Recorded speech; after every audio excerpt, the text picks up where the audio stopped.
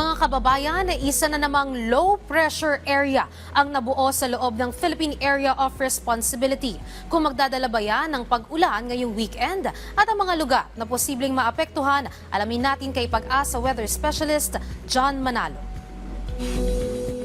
Umaga po sa atin, sa ating mga tagapakinig. Kasalukuyan po na yung low pressure area ay nasa 440 km east ng Hinatuan Station natin sa Ligao del Sur.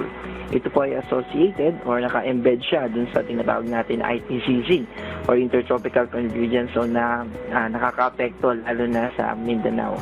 At ito nga pong LPA magdadala ng maulap na kalangitan na may kasamang mga pag-ulan at thunderstorms lalo na sa Eastern Visayas, Central Visayas, Northern Mindanao, Caraga, Davao Region, Catanduanes, Albay, Sorsogon at Masbate. Itong ITCZ naman ay magdadala ng maulap na kalangitan na may kasama ring mga pag-ulan at thunderstorms sa natitirang bahagi ng Visayas at Mindanao. Dito po sa Metro Manila at sa mga lugar pa na natitira sa Luzon ay magiging malinsangan, mainit po sa umaga at tanghali. Pero may mga chances pa rin ng mga isolated rain showers or thunderstorms katulad ng mga pag-ulan na naranasan natin sa Quezon City noong mga nagdaang araw.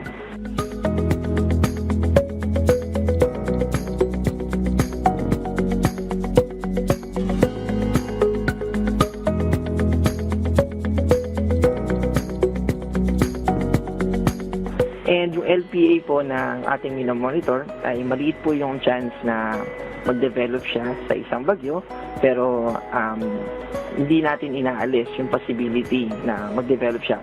I think mas okay po na mag-focus tayo dun sa mga pag-ulan na ibibigay itong LPA lalo na sa mga binanggit nating lugar kanina sa Mindanao. So yung ibig po sabihin nito ay yung weekend natin ay magiging maulan po para sa mga kasama natin sa Mindanao at sa ilang bahagi sa Visayas, Central and Eastern Visayas. And after po nun ay magiging maaliwalas naman po ulit. Ang heat index po natin dito sa Metro Manila ay naka-forecast po tayo na 41 degrees Celsius.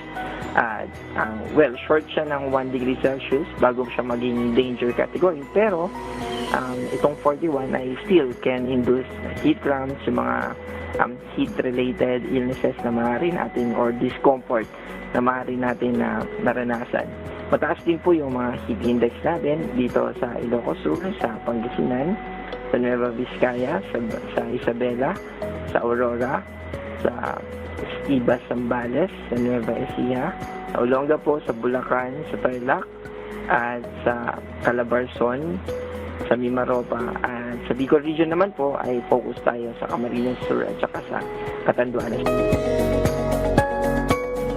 Ito po ang ating update para sa dam information.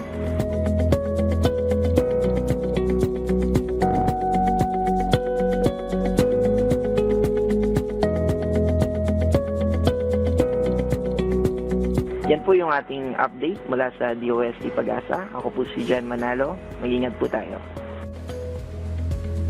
Maraming salamat Pag-asa Weather Specialist John Manalo.